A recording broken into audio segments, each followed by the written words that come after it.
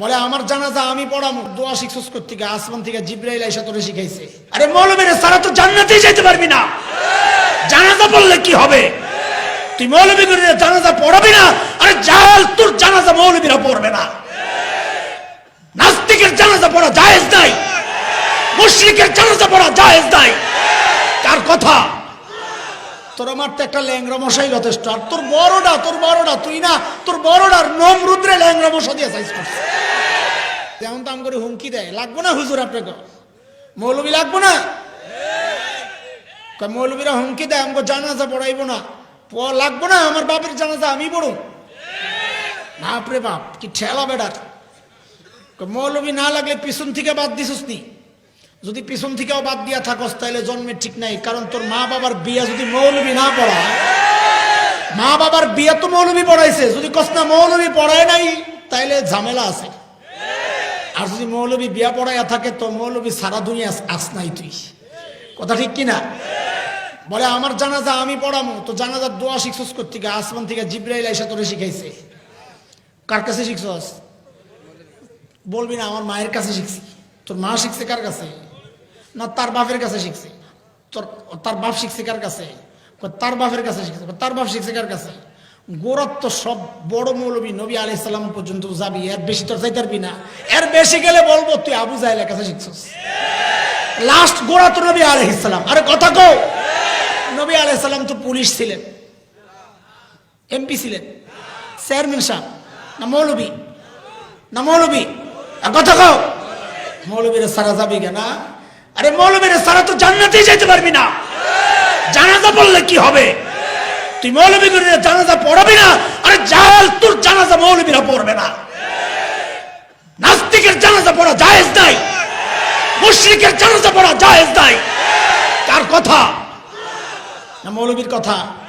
মৌলবীদের কথা ভালো না লাগলে যাই আল্লাহরে ধর। মৌলবীরা নিজেকে কথা বলে না, মৌলবীরা কোরআনের কথা বলে। কোরআনের কথা কারো সহ্য না হইলে তার মাথা নষ্ট। যদি মৌলবী মারতে আসে তো বুঝবেন তার মাথা নষ্ট। কেন? দুই ঢাকাইয়া পোলা মারামারি লাগছে, তো একটা আর একটা মহল্লায় গেছে। আমগো তো চাপর জোর বেশি, ঢাকায় মানুষ দিছে মাইর। তো বাইর যাই এখন তো জিদ্দে বাঁচতেছে না, কি করবো, মারতেও তো পারে না। তো একটা চিঠি লেখছে, আবে আমগো মহল্লায় তোরে পায়া লই খাওয়ালাম। চিঠি বাড়াই দিছে, ডাক পিয়ন চিঠি লইয়া গেছে, পত্রবাহক চিঠি দিছে। চিঠি পইরা দেখে লেখা, আবে আমগো মহল্লায় তোরে পায়া লই তোরে খায়ালাম। মেজাজটা গেছে গরম হইয়া, লগে লগে চিঠিটা ছিঁড়ছে। সিটাই ডাক পিয়ন যে এরে মারছে একটা চটকানা। আচ্ছা কোন তো দেখি ডাক পিয়নের দোষটা কি? চিঠি ডাক পিয়ন পাঠাইছে, ডাক পিয়ন তো চিঠি লয়ে আইছে, পত্রবাহক এরে মারলি কেন? তোর যদি মারার এত শখ থাকে আর হেডম থাকে, তুই যাইয়া যে চিঠি পাঠাইছে তারে যায় আমার। হযরত উলামায়ে কেরাম রে যারা মারতে আসে, হাত ভাঙতে আসে, তো বুঝতে হবে সে সুস্থ না পাগল।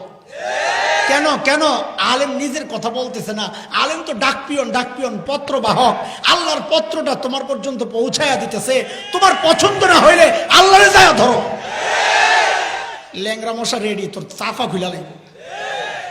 তোরে মারতে আবার ট্যাঙ্ক কামান লাগবে রে।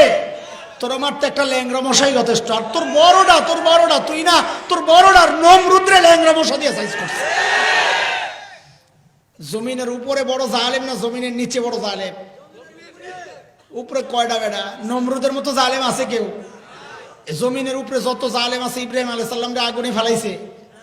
তো বলতে গেল বড় জালেম সব জমিনের তলে গেছে গা। আবু জাহেল জমিনের তলে গেছে গা, আবু লাহাব জমিনের তলে গেছে গা, নমরুদ ফেরাউন জমিনের তলে গেছে গা। বড় বড় জালেম যা আছে সব জমিনের তলে। উপরে যেগুলো আছে এগুলা সবটি মিলাইলেও নিচের গুলার সমান হবে না। তুই জালেম মনে করিস না সবসময় জমিনের উপরেই থাকবি। কয়দিন পরে দলের যায় যোগ দেওয়া লাগবে, রেডি হ। তখন নমরুদ কবে, স্যার আসেন, ওয়েলকাম, দল ভারী করিয়া আসেন। আমরাও অপেক্ষায় আছি, গেলে নবী আলাইহিস সালাম খুশি মুখে আমাদেরকে কবুল করবেন ইনশাআল্লাহ তাআলা, ইনশাআল্লাহ তাআলা।